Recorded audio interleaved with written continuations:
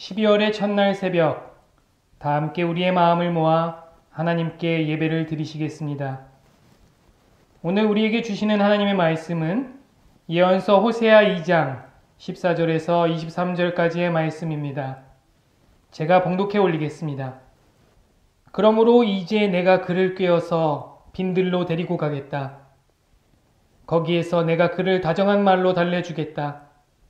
그런 다음에 내가 거기에서 포도원을 그에게 되돌려주고 아골 평원이 희망의 문이 되게 하면 그는 젊을 때처럼 이집트 땅에서 올라올 때처럼 거기에서 나를 기쁘게 대할 것이다. 그날에 너는 나를 나의 남편이라고 부르고 다시는 나의 주인이라고 부르지 않을 것이다. 나 주의 말이다. 그때 나는 그의 입에서 바알 신들의 이름을 모두 없애고 바알 신들의 이름을 부르는 자들이 다시는 없도록 하겠다. 그날에는 내가 이스라엘 백성을 생각하고 들짐승과 공중의 새와 땅의 벌레와 언약을 맺고 활과 칼을 꺾어버리며 땅에서 전쟁을 없애어 이스라엘 백성이 마음 놓고 살 수 있게 하겠다. 그때 내가 너를 영원히 아내로 맞아들이고 너에게 정의와 공평으로 대하고 너에게 변함없는 사랑과 긍휼을 보여주고 너를 아내로 삼겠다. 내가 너에게 성실한 마음으로 너와 결혼하겠다. 그러면 너는 나 주를 바로 알 것이다. 그날에 내가 응답할 것이다. 나 주의 말이다. 나는 하늘에 응답하고 하늘은 땅에 응답하고 땅은 곡식과 포도주와 올리브 기름에 응답하고 이 먹거리들은 이스라엘에 응답할 것이다. 그때 내가 이스라엘을 이 땅에 심어서 나의 백성으로 키우고 루루하마를 사랑하여 루하마가 되게 할 것이다. 루암미에게 이제 너는 압니다 하고 내가 말하면 그가 나에게 주님은 나의 하나님이십니다 하고 대답할 것이다. 아멘. 교회 여러분 안녕하십니까? 12월의 첫날입니다. 지난 6월부터 우리 교회는 새 달이 시작되는 첫날 하나님께 예배를 드리며 한 달의 삶을 결단하는 시간을 갖고 있습니다.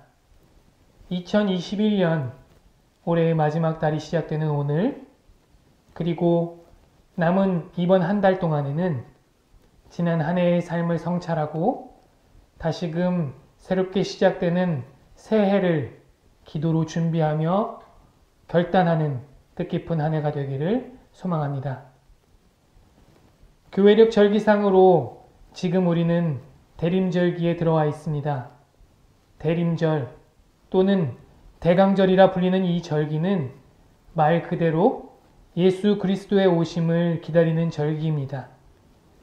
각자의 마음에, 가정에, 직장과 결례의 삶에 주님이 강림하시기를 기원하면서 동시에 2000년 전의 평화의 왕으로 가장 낮은 곳으로 오신 예수 그리스도를 기억하면서 저 베들레헴 말구유로 우리의 마음의 눈을 향하게 하는 계절인 것입니다.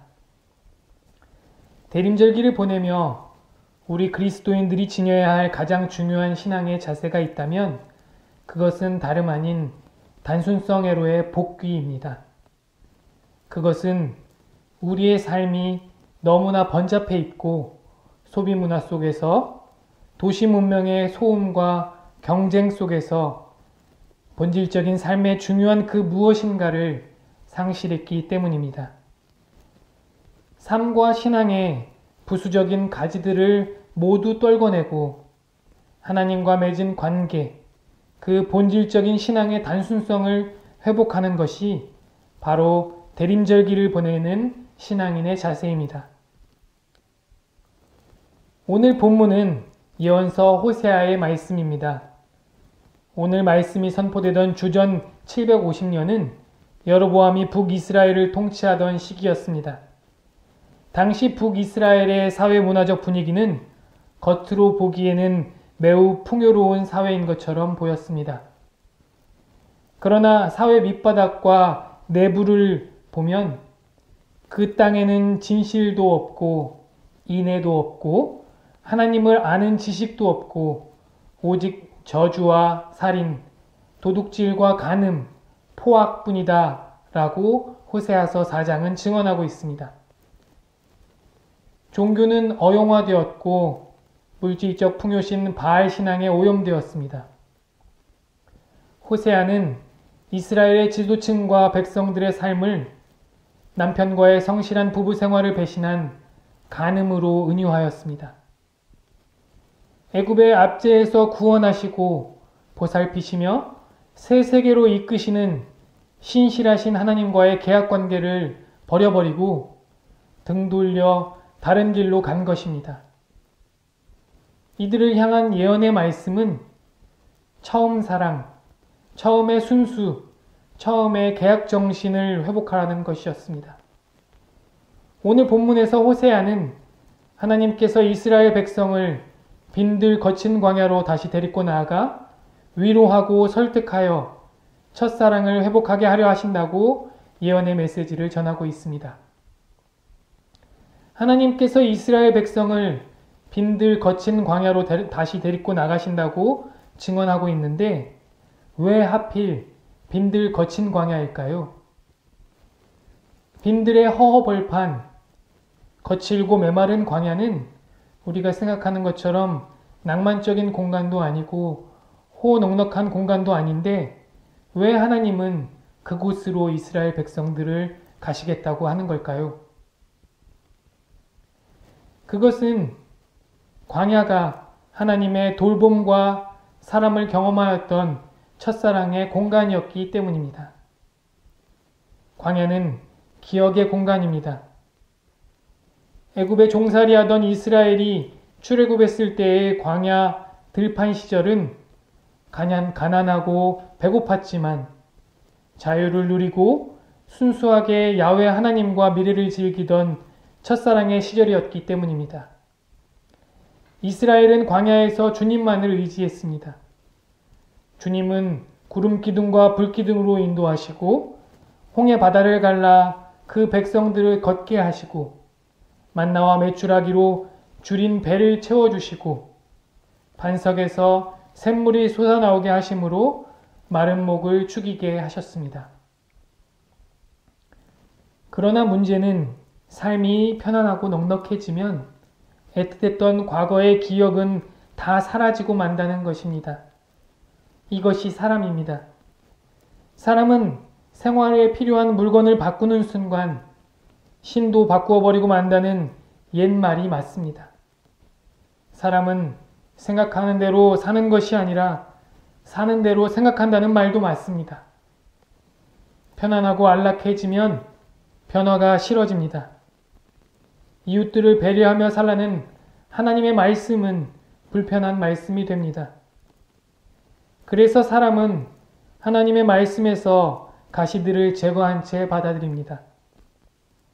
하지만 가시를 제거한 말씀은 이미 하나님의 말씀이 아닙니다.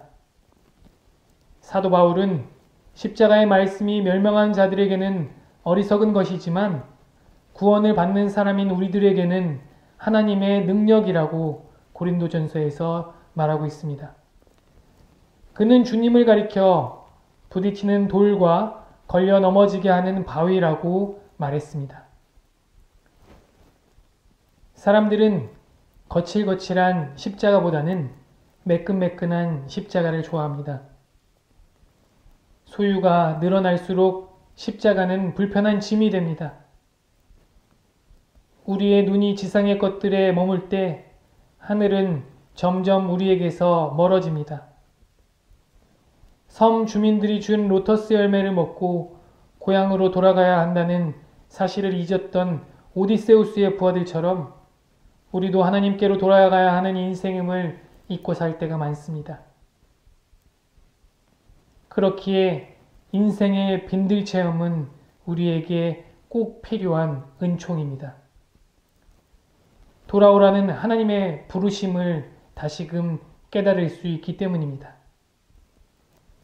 빈들 거친 광야는 청빈의 영성, 단순성의 영성, 두 마음을 품지 않는 성실한 영성을 의미합니다. 부귀영화를 가져오는 수단으로서의 신앙을 단호히 배척하고 종교의 물질 숭배적 타락을 거절하고 하나님을 따르기로 결단하는 그 첫 마음, 그 첫사랑을 다시금 회복할 수 있기 때문입니다. 예언서는 하나님과 인간관계는 군주와 신민관계이거나 고대 가부장 시대의 주인과 종과 같이 주종관계여서는 안 된다고 말하고 있습니다. 놀랍게도 성서의 하나님은 하나님과 피조물 관계를 남편과 아내의 관계, 곧 사랑과 신뢰의 바탕을 둔 인격적 상호 성실 관계여야 한다고 증언하고 있습니다. 오늘날 우리 사회와 종교 현실은 주전 750년 북이스라엘 시대상과 너무도 많이 닮아 있습니다. 이러한 시대에서 다시 맞이하는 대림절, 우리의 신앙의 자세는 단순성과 순수성으로 되돌아가는 길입니다. 오늘도 신실한 주님께서는 우리를 버리지 않으시고 빈들 광야로 인도하시어 우리가 다시금 첫 마음을 회복하시도록 초대하고 계십니다.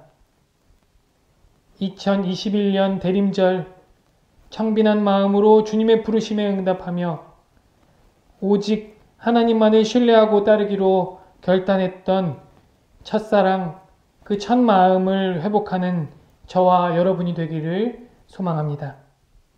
함께 기도하시겠습니다. 사랑의 하나님, 12월 한 해의 끝자락에서 다시금 대림절을 맞이하며 우리의 신앙을 되돌아봅니다. 하나님, 우리에게 청빈하고 깨끗한 마음을 주옵소서. 나의 욕망과 편리와 풍요로 기름낀 신앙의 때를 벗게 하여 주시고 오로지 주님만을 신뢰하며 따르기로 결단하는 저희가 되게 하여 주옵소서. 아무런 준비 없이 아무런 변화 없이 마냥 주님만을 기다리는 우리들이 아니라 빈들 거친 광야로 오시는 주님을 맞이하러 준비하고 채비하며 신발끈을 고쳐 묶는 저희들이 되도록 우리를 인도하여 주옵소서. 끝까지 우리를 믿고 사랑으로 인도하여 주시는 신실하신 하나님을 온전히 신뢰하고 따르게 하옵소서. 이 모든 말씀 우리 주 예수 그리스도의 이름으로 간절히 기도드리옵나이다. 아멘.